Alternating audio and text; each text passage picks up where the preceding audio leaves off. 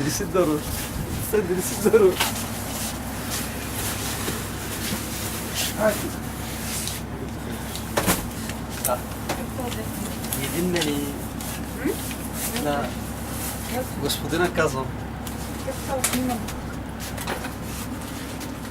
Добър ден. Добър ден. Не може да се снима в магазин. Така ли? Добре, Да. ще спраш.